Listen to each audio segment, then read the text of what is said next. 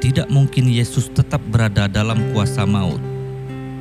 Bacaan dari Kisah Para Rasul, bab 2, ayat 14, 22, sampai 33. Pada hari Pantekosta, bangkitlah Petrus berdiri bersama ke-11 rasul. Dengan suara nyaring, ia berkata kepada orang banyak, "Hai kamu orang Yahudi, dan kamu semua yang tinggal di Yerusalem, ketahuilah dan camkanlah perkataanku ini. Yang aku maksudkan ialah Yesus dari Nazaret, seorang yang telah ditentukan Allah dan yang dinyatakan kepadamu dengan kekuatan, mukjizat, dan tanda-tanda yang dilakukan oleh Allah dengan perantaraan Dia di tengah-tengah kamu. Seperti yang kamu tahu, Dia yang diserahkan Allah menurut maksud dan rencananya telah kamu salibkan dan kamu bunuh dengan tangan bangsa-bangsa durhaka. Tetapi Allah membangkitkan Dia dengan melepaskannya dari sengsara maut, karena tidak mungkin Ia tetap berada dalam kuasa maut itu. Sebab Daud berkata tentang Dia, "Aku senantiasa memandang kepada Tuhan, karena Ia berdiri di sebelah kananku. Aku tidak goyah. Sebab itu hatiku bersuka cita dan jiwaku bersorak-sorai. Bahkan tubuhku akan diam dengan tentram, sebab Engkau tidak menyerahkan aku kepada dunia orang mati, dan tidak membiarkan orang kudus-Mu melihat kebinasaan. Engkau memberitahukan kepadaku jalan kehidupan. Engkau akan melimpahi aku dengan sukacita di hadapan-Mu." Saudara-saudara, aku boleh berkata-kata dengan terus terang kepadamu tentang Daud, bapa bangsa kita. Ia telah mati dan dikubur, dan kuburnya masih ada pada kita sampai hari ini. Tetapi ia adalah seorang nabi, dan ia tahu bahwa Allah telah berjanji kepadanya dengan mengangkat sumpah bahwa Ia akan mendudukkan seorang dari keturunan Daud sendiri di atas tahtanya. Karena itu, Daud telah melihat ke depan dan telah berbicara tentang kebangkitan Mesias, ketika ia mengatakan bahwa Dia tidak ditinggalkan di dalam dunia orang mati, dan bahwa dagingnya tidak mengalami kebinasaan. Yesus inilah yang dibangkitkan Allah. Dan tentang hal itu, kami semua adalah saksi. Dan sesudah Ia ditinggikan oleh tangan kanan Allah dan menerima Roh Kudus yang dijanjikan itu, maka dicurahkannya apa yang kamu lihat dan kamu dengar di sini. Demikianlah sabda Tuhan.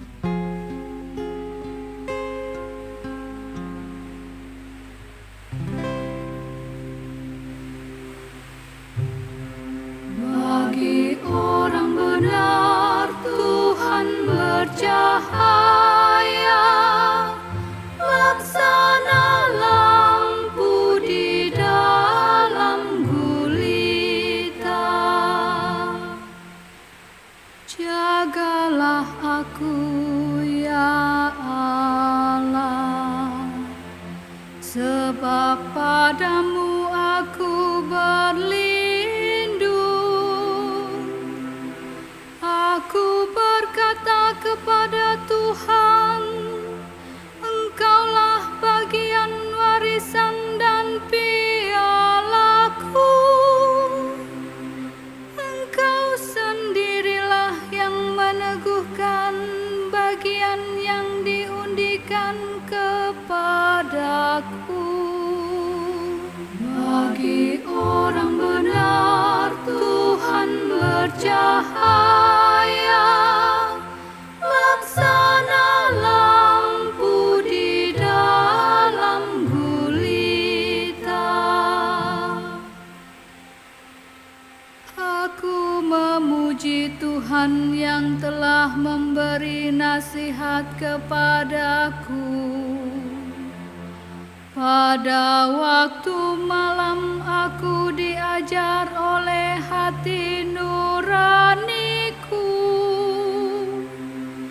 Aku senantiasa memandang kepada Tuhan, karena Ia berdiri di sebelah kananku.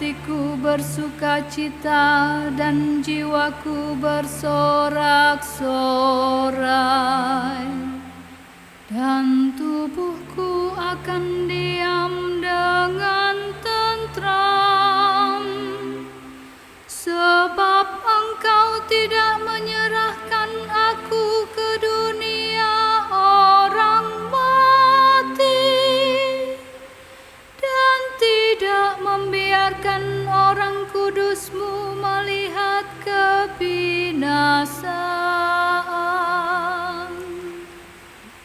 Bagi orang benar Tuhan bercahaya, laksana lampu di dalam gulita. Engkau memberitahukan kepadaku, ya Tuhan, jalan kehidupan. Di hadapan-Mu ada sukacita berlimpah, di tangan kanan-Mu ada nikmat yang abadi. Bagi orang benar Tuhan bercahaya, laksana lampu di dalam gulita.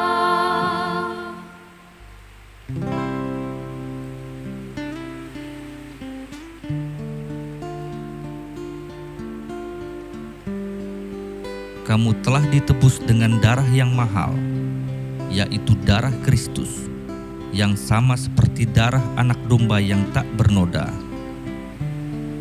Bacaan dari surat pertama Rasul Petrus, bab 1, ayat 17 sampai 21.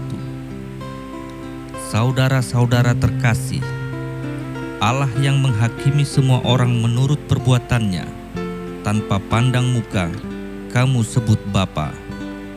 Maka hendaklah kamu hidup dengan takwa selama kamu menumpang di dunia ini.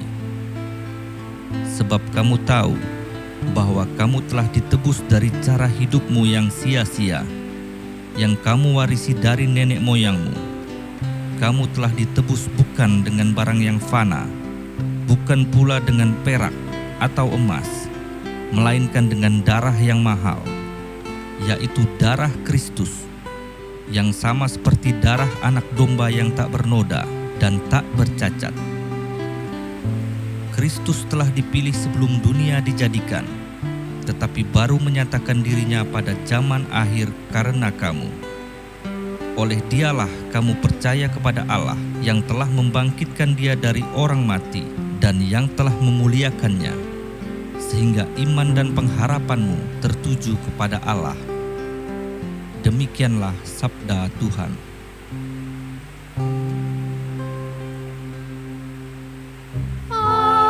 Haleluya, haleluya, haleluya. Terangkanlah kitab suci kepada kami, ya Tuhan Yesus, agar hati kami berkobar-kobar mendengar sabda-Mu. Haleluya, haleluya, haleluya.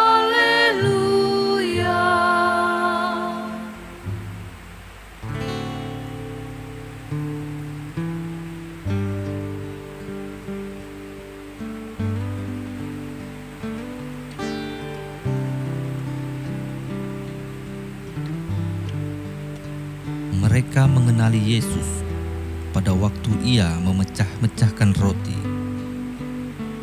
Inilah Injil Yesus Kristus menurut Lukas, bab 24 ayat 13 sampai 35.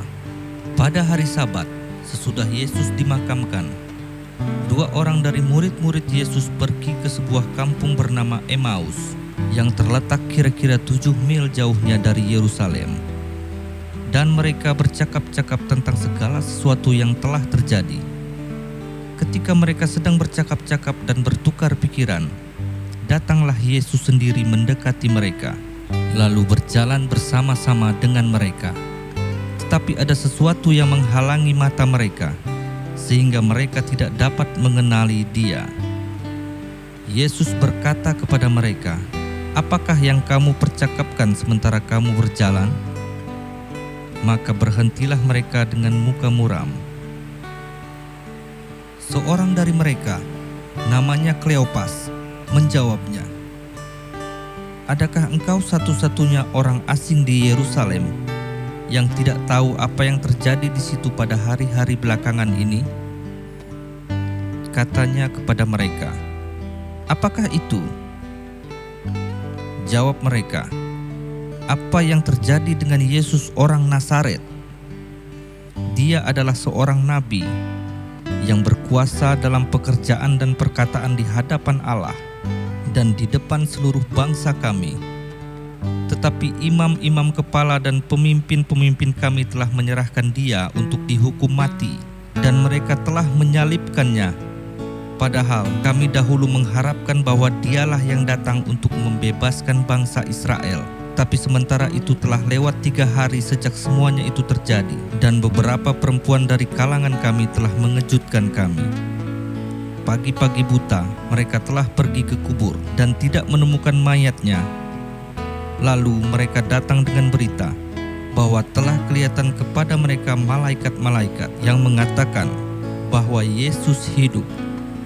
Dan beberapa teman kami telah pergi ke kubur itu dan mendapati bahwa memang benar yang dikatakan perempuan-perempuan itu, tetapi Yesus sendiri tidak mereka lihat." Lalu Ia berkata kepada mereka, "Hai kamu orang bodoh, betapa lambannya hatimu, sehingga kamu tidak percaya akan segala sesuatu yang telah dikatakan para nabi. Bukankah Mesias harus menderita semuanya itu untuk masuk ke dalam kemuliaannya?" Lalu Ia menjelaskan kepada mereka apa yang tertulis tentang Dia dalam seluruh kitab suci, mulai dari kitab-kitab Musa dan segala kitab nabi-nabi. Sementara itu mereka mendekati kampung yang mereka tuju. Ia berbuat seolah-olah hendak meneruskan perjalanannya, tetapi mereka mendesaknya dengan sangat. "Tinggallah bersama-sama dengan kami, sebab hari telah menjelang malam dan matahari hampir terbenam." Lalu masuklah Ia untuk tinggal bersama-sama dengan mereka. Waktu duduk makan dengan mereka, Ia mengambil roti, mengucap berkat, lalu memecah-mecahkan roti itu dan memberikannya kepada mereka. Ketika itu terbukalah mata mereka, dan mereka pun mengenali Dia. Tetapi Yesus lenyap dari tengah-tengah mereka. Kata mereka seorang kepada yang lain, "Bukankah hati kita berkobar-kobar ketika Ia berbicara dengan kita di tengah jalan, dan ketika Ia menerangkan kitab suci kepada kita?"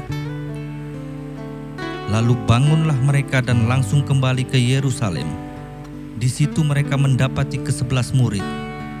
Mereka sedang berkumpul bersama teman-teman mereka. Kata mereka kepada kedua murid itu, "Sungguh, Tuhan telah bangkit dan telah menampakkan dirinya kepada Simon." Lalu kedua murid itu pun menceritakan apa yang terjadi di tengah jalan dan bagaimana mereka mengenali Yesus pada waktu Ia memecah-mecahkan roti. Demikianlah Injil Tuhan.